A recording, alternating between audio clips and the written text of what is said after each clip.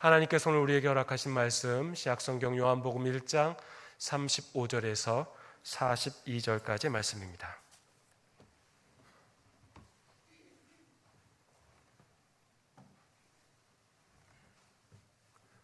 요한복음 1장 35절에서 42절까지 말씀, 하나님의 계시의 말씀을 한 목소리로 받들어 읽겠습니다.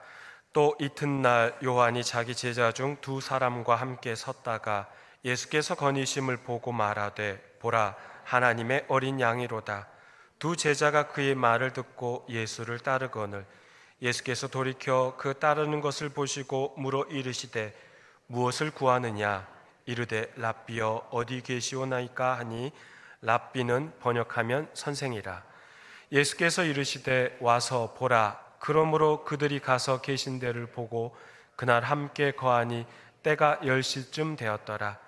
요한의 말을 듣고 예수를 따르는 두 사람 중에 하나는 시몬 베드로의 형제 안드레라. 그가 먼저 자기의 형제 시몬을 찾아 말하되 우리가 메시아를 만났다 하고, 메시아는 번역하면 그리스도라. 데리고 예수께로 오니 예수께서 보시고 이르시되 내가 요한의 아들 시몬이니 장차 게바라 하리라 하시니라. 게바는 번역하면 베드로라. 아멘. 교회 여러분, 한 주간 평안하셨습니까? 이 자리에 함께 참석하신 우리 모든 교우님들, 우리 주님의 크신 사랑과 은총이 함께 하시기를 간절히 소망합니다. 만남이란 기대감이 있죠. 기대감도 있고 설렘도 있고 또 약간의 부담도 있고요. 긴장감이 있다라는 것이죠. 여러분도 그런 경험 있지 않습니까? 특히 첫 만남일 경우에는 더 그렇죠. 연애했던 날 한번 생각해 보십시오. 너무 오래돼서 기억이 잘 나지 않습니까? 연애 아니고도요, 중매라도 한번 생각해 보십시오. 첫 만남 한번 떠올려 보시라고요. 얼마나 기대하고 또 설레기도 하고 긴장감도 있고 그런 첫 만남. 저에게도 첫 만남, 다양한 첫 만남이 있었죠. 여러 만남 중에서도 이 목회자의 길을 가면서 잊지 못할 3번의 첫 만남이 있었습니다. 첫 번째로는 2002년 1월 첫째 주일 유치부 전도사로서 아이들과의 첫 만남입니다.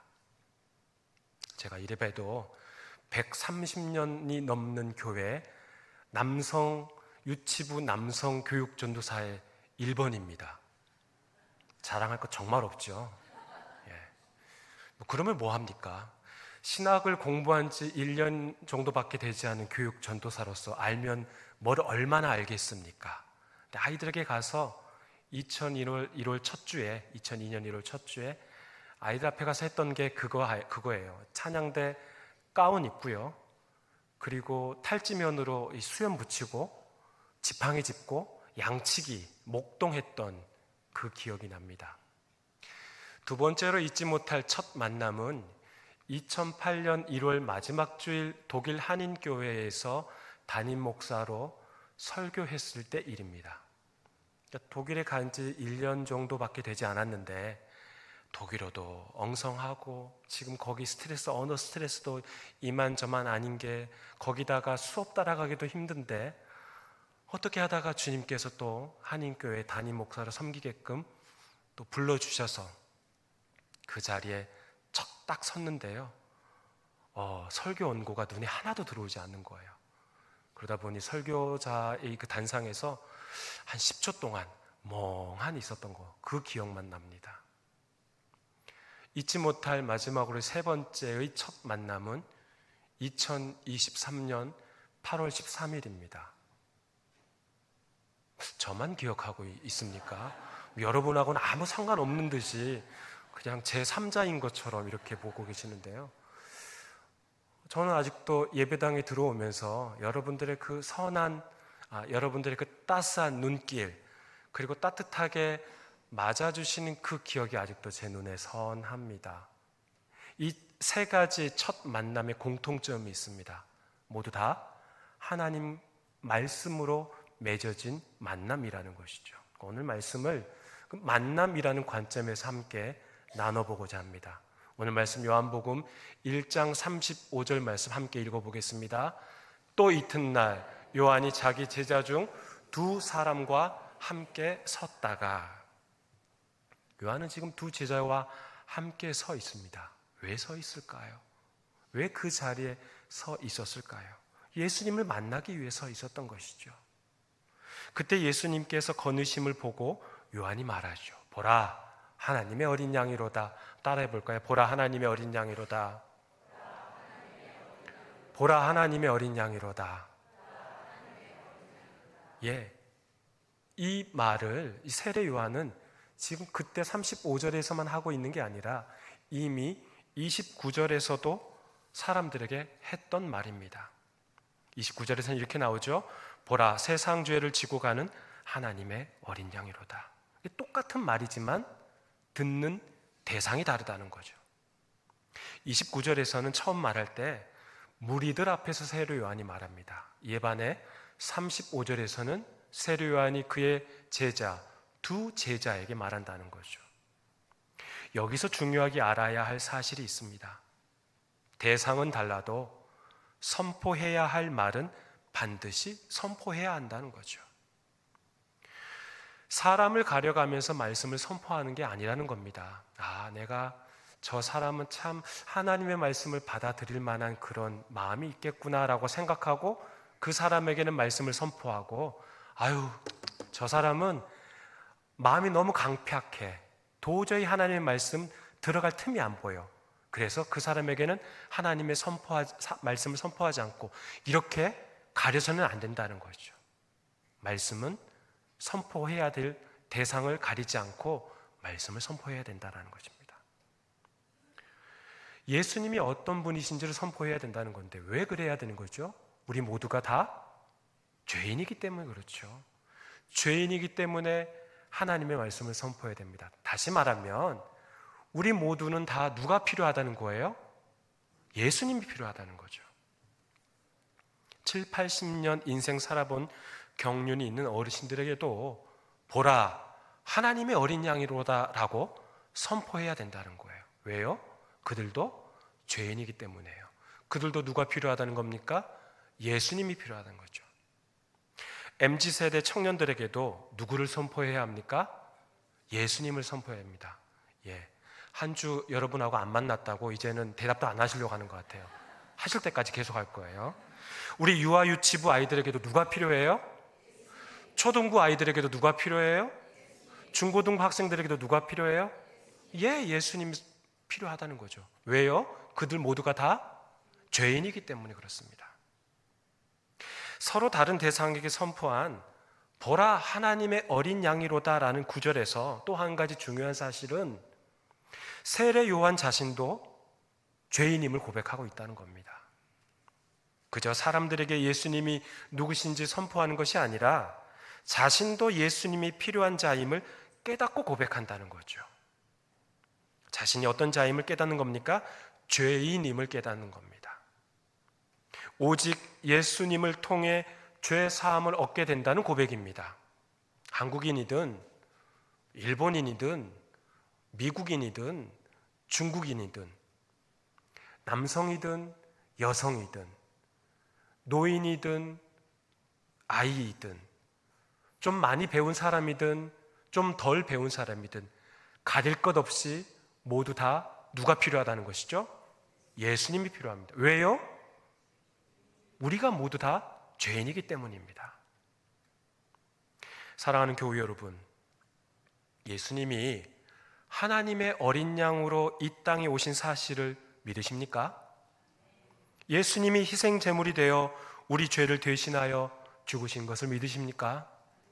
십자가에서 죽은 예수님이 사망 권세 이기시고 부활하시어 우리 또한 부활하게 될 것을 믿으십니까? 그렇다면 세례 요한처럼 우리도 보라, 하나님의 어린 양이로다, 예수 그리스도가 누구신지 전파해야 하지 않겠습니까? 예수님이 누구신지, 오직 예수 그리스도를 통하여 구원을 얻는다는 사실을 담대히 전파하는 저와 여러분의 삶이 되기를 간절히 소망합니다. 여러분 보십시오. 나는 죄인입니다. 그러한 고백이 담긴 세상 죄를 지고 가는 하나님의 어린 양이로다라고 말한 그 세례 요한이 그 다음 한 행동이 무엇입니까? 자신의 두 제자를 참된 스승이신 예수님에게 데리고 옵니다. 여러분께 한번 여쭤볼게요. 이러한 고백과 행동이 세례 요한 자신의 의지로 할 수 있는 고백과 행동입니까? 아니죠. 그의 힘으로 할 수 없습니다. 그의 의지로 할 수 없는 행위입니다. 그의 능력으로 결코 할 수 없는 행동이라는 것이죠. 예수님께서 요한의 마음에 찾아가셔서 그러한 고백과 행동을 이끌어 내신 겁니다. 믿으십니까? 제가 설교 중에 여러 번 말씀드렸습니다. 여러분이 이 자리에 오신 것도 여러분의 힘과 여러분의 의지로 이 자리에 오신 것이 아니라 예수님께서 하나님의 때가 되어 주님께서 부르셨기에, 주님께서 초대하셨기에 이 자리에 오게 된 겁니다. 여러 가지 사정으로 인해 아직 이 자리에 오지 못하신 분도 있습니다. 하나님의 때가 되면 다시 불러주실 겁니다. 하나님의 시간이 되면 다시 이 자리에 초대하여 주실 줄 믿습니다. 예수님께서 요한의 제자들이 자신을 따르는 것을 보시고 이렇게 말하죠. 무엇을 구하느냐? 이 말씀은 요한복음에 나오는 예수님의 첫 육성입니다. 한번 따라해 볼까요? 무엇을 구하느냐? 무엇을 구하느냐? 예. 이 뜻은 나에게서 어떤 것을 얻기를 원하느냐? 그러니까 니들이 나를 따르는 목적이 무엇이냐? 그런 뜻이죠. 그런데 요한의 제자들은 이 예수님의 질문에 아주 독특한 대답을 합니다. 뭐라고 하나요? 랍비여 어디 계시오니이까? 랍비여 어디 계시오니이까? 사실 이것은 대답이라기보다는 질문에 더 가깝지요. 그런데 왜 이런 대답을 했는지 당시 문화를 알면 이해할 수 있습니다. 당시 제자들은 스승이 거처한 곳에 함께 머무르면서 공부하는 관행이 있었습니다. 쉽게 표현해 볼까요? 랍비여 어디 계시오니까? 라는 그 말은 당신이 현재 지금 머무시는 곳이 어딥니까? 저희를 제자로 받아주십시오 라는 뜻입니다. 요한의 제자들은 예수님의 제자가 되고 싶은 마음이 간절했던 것이죠. 이들은 영적인 갈급함이 대단한 사람들이었습니다. 이 요한의 두 제자 중에 한 사람의 이름이 나오죠. 40절에 시몬 베드로의 형제 안드레라고 나옵니다. 갈릴리 출신 이 안드레는 고기를 낚는 어부였습니다. 그런데 가족의 생계를 책임져야 할 이 갈릴리 어부 안드레는 요단강까지 내려와서 세례 요한의 제자가 된 것이죠.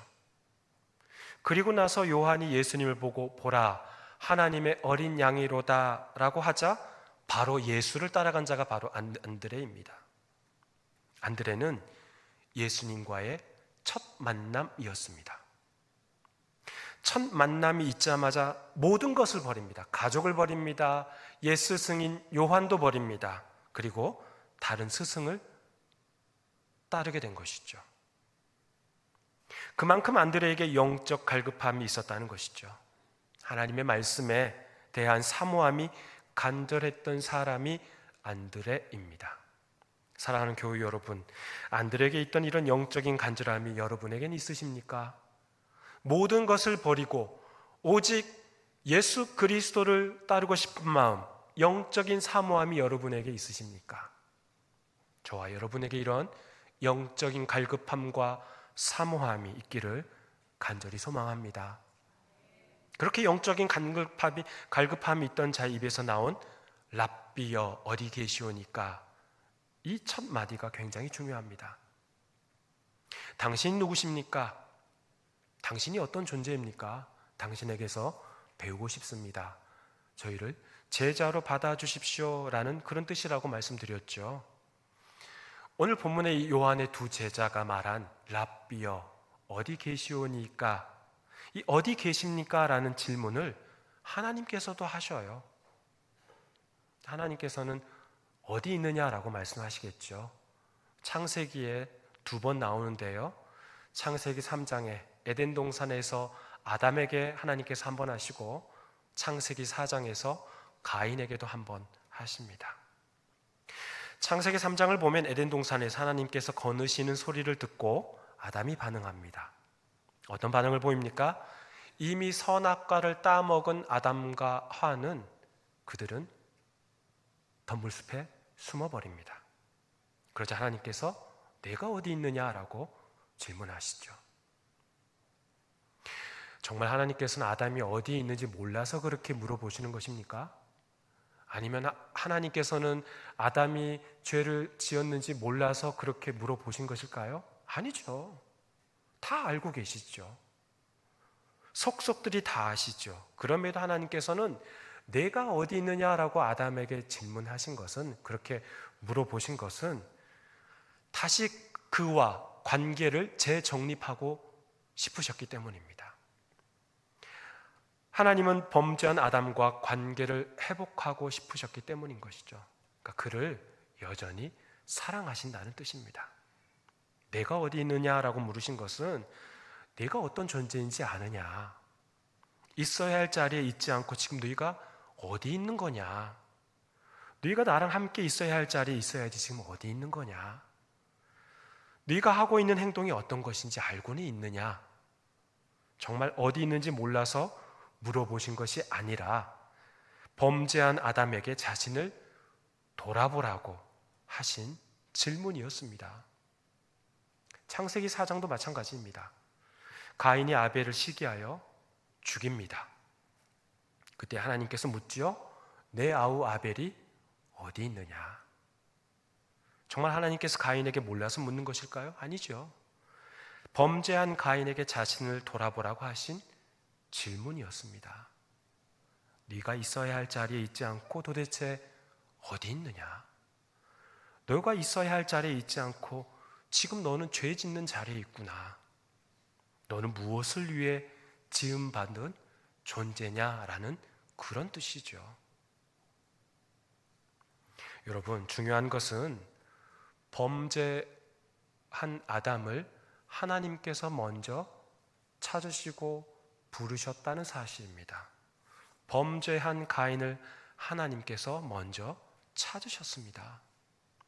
하나님께서는 그들과 다시 관계 회복을 위해 먼저 손 내미신 것이죠. 내가 어디 있느냐? 너가 지금 있어야 할 자리에 있지 않고 어디 있느냐라고 물어보시는 것이죠.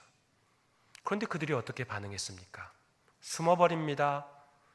심지어 가인은 하나님에게 대들지요. 제가 제 아우 아벨을 지키는 자입니까? 라고 핏대 세우며 하나님 앞에 대듭니다. 이게 인간의 모습입니다. 일단 숨고 보자는 거죠. 일단 목소리 키워 대들고 보자는 겁니다.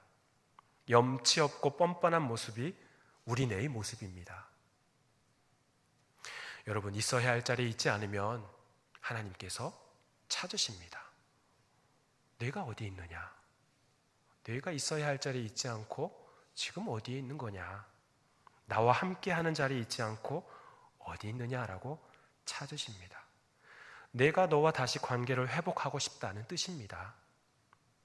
그러나 아담과 가인은 관계 회복을 원하시는 하나님의 마음을 무시해버린 것이죠. 외면해버렸습니다. 오히려 화를 내고 대들어버린 거죠. 그러나 여기가 끝이 아닙니다. 여기가 끝이라면 하나님께서는 인간과 더 이상 관계를 맺지 않으시겠죠. 요한복음은 오늘 말씀에서 인간과 관계를 회복할 기회를 다시 허락하신 것입니다. 예수님께서는 자신을 따르는 두 제자에게 무엇을 구하느냐고 물으셨어요. 두 제자 중에 한 사람인 안드레가 랍비여 어디 계시오니까? 라고 되질문한 거죠. 당신이 누구신지 궁금합니다. 당신의 제자가 되고 싶습니다. 당신에게서 배우고 싶습니다. 라는 뜻이라고 말씀드렸습니다. 그때 주님이 간단히 대답하시죠. 뭐라고 합니까? 와서 보라. 와서 보라. 그러자 그들이 예수님을 따라가 함께 구합니다. 그리고서 그들의 입에서 아주 대단한 고백을 합니다. 우리 41절 말씀 함께 읽어보겠습니다. 그가 먼저 자기 형제 시몬을 찾아 말하되 우리가 메시아를 만났다 하고, 메시아는 번역하면 그리스도라. 예수가 누구신지 궁금했던 안드레는 그분과 지내면서 예수님이 어떤 분이신지 알게 된 겁니다. 우리가 메시아를 만났다. 메시아, 인간을 구원할 구원자를 만났다라고 안드레는 고백하는 거죠. 그렇습니다.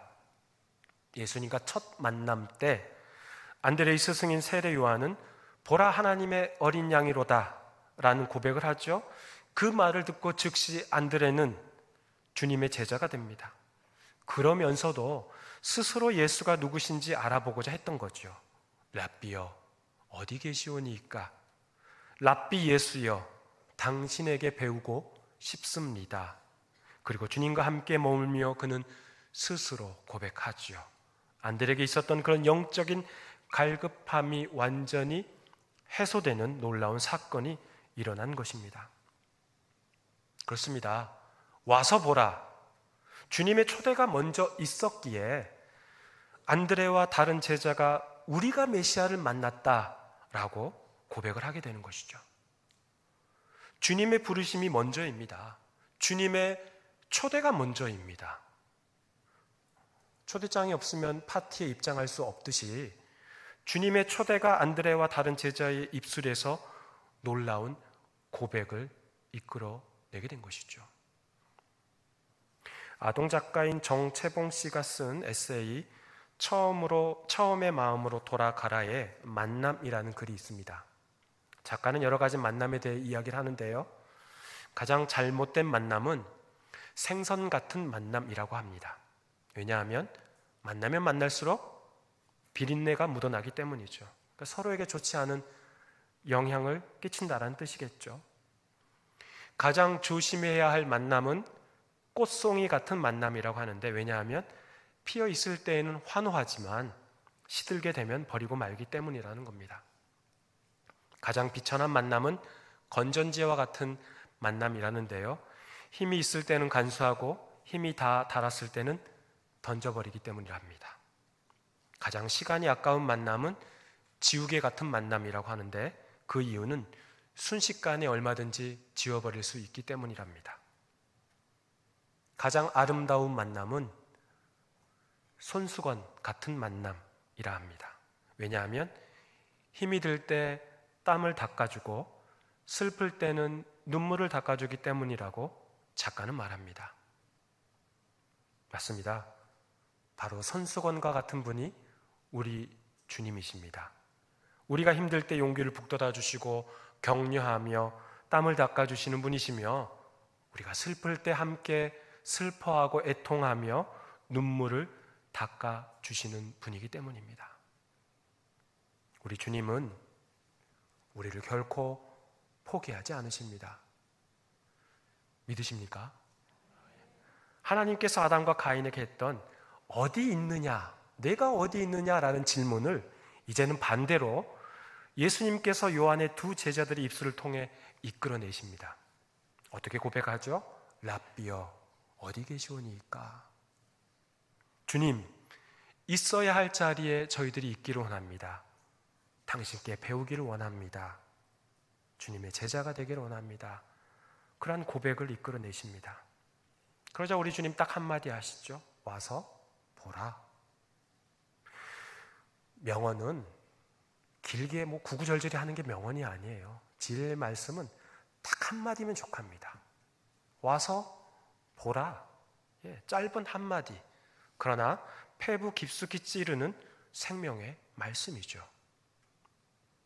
사랑하는 교회 여러분, 영적인 갈급함이 있던 요한의 두 제자에게는 예수님과의 첫 만남이 말로 표현할 수 없을 만큼의 은혜였습니다. 그 은혜가 너무 커서 도저히 가만히 있을 수가 없던 안드레는 그의 형제 베드로에게 뭐라고 말해요? 우리가 메시아를 만났다라고 말하죠. 맞습니다. 영적인 사모함을 가지고 주님을 만나게 되면 이처럼 큰 변화가 일어납니다. 주님과의 만남에는 형언할 수 없는 은혜뿐만 아니라 큰 변화가 일어나게 되어 있습니다. 그러니 그 은혜를 함께 누리고자 안드레는 예수님에게 자신의 형제 베드로를 소개하지 않습니까? 예수님께서 베드로와의 그 첫 만남을 가지신 것이죠. 주님께서 베드로에게 무엇이라 말씀하십니까? 장차 게바라 하리라. 갈릴리 어부인 베드로에게 그의 내면을 보신 예수님께서 그를 게바, 케파스, 든든한 돌, 반석이라고 부르셨습니다. 그렇습니다.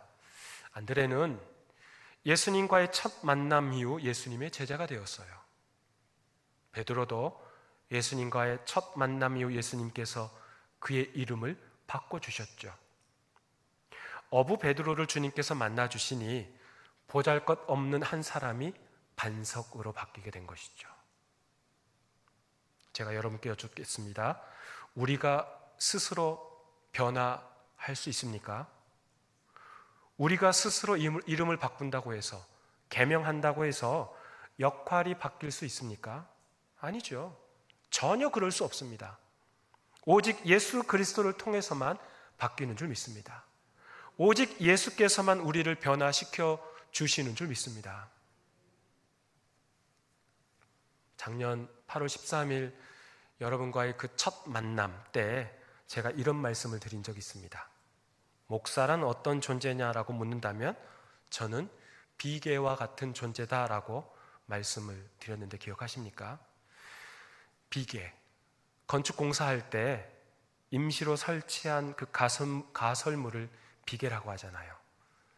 건축 전문 용어로는 아시바라고 하고요. 그렇죠? 우리 전민제일교회가 아름답고 성숙한 신앙 공동체가 되기 위해 여러분이 저를 마음껏 사용하시면 됩니다. 튼튼한 비계인 저를 밟고 주님 앞으로 나아가시면 된다는 거죠. 주님 보시기에 건강하고 성숙하고 투명한 공동체가 완성되면 그때는 이제 하나님께서는 저를 철거하시겠죠. 그게 바로 저의 임무가 거기까지라고 생각합니다. 그러니 여러분께 부탁드립니다. 혹여 이런 마음이 여러분 보시기에 저에게서 점점 사라진다라고 생각이 드시면, 그런 느낌을 가지시면 꼭 저에게 말씀해 주십시오. 김 목사, 당신은 비계입니다. 당신은 예수님과 같은 목자가 아니라 목자가 들고 있는 지팡이입니다. 목자가 가리키는 대로 방향을 제시하는 지팡이라는 것을 잊지 마십시오라고 꼭 말씀해 주십시오. 담임 목사가 어려워서 혹시 그런 말씀하시기 힘들어도 꼭 말씀해 주셔야 합니다. 방금 제가 드린 말씀이 너무 길어서 다 그거 읊기 힘드시면 두 마디만 하시면 돼요. 김 목사, 당신은 비계다. 김 목사, 당신은 지팡이다. 그 말씀만 하시면 돼요. 목사가 초심을 잃지 않도록 기도해 주시면서 당신은 비계입니다. 우리와 가졌던 첫 만남을 잊지 마십시오. 초심으로 돌아가십시오라고 말씀해 주십시오. 저 전혀 상처받지 않겠습니다. 네. 사랑하는 교회 여러분, 길어야 8, 90년 사는 인생인데 주께서 각자에게 주신 달란트대로 섬기다가 주님의 품에 안긴다면 그게 얼마나 큰 축복입니까?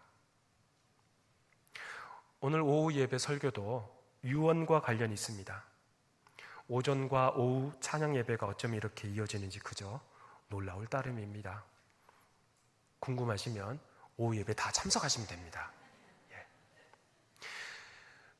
주님과의 첫 만남을 기억하면서 이 길 잘 걸어가시는 저와 여러분의 삶이 되기를 간절히 소망합니다. 하나님 아버지 고맙습니다. 주님과의 첫 만남, 안드레가 그랬고 베드로가 그랬습니다. 주님과의 첫 만남을 결코 잊지 않고 살아갔던 그들이었습니다. 저희들 또한 주님과의 첫 만남을 잊지 않고 살아가게 하시고 성령 하나님의 이끄시는 대로 한 걸음 한 걸음 주님 부르시는 그날까지 감사하며 살아가는 저희들이 되도록 인도하여 주시옵소서. 예수님의 이름으로 기도하옵나이다. 아멘.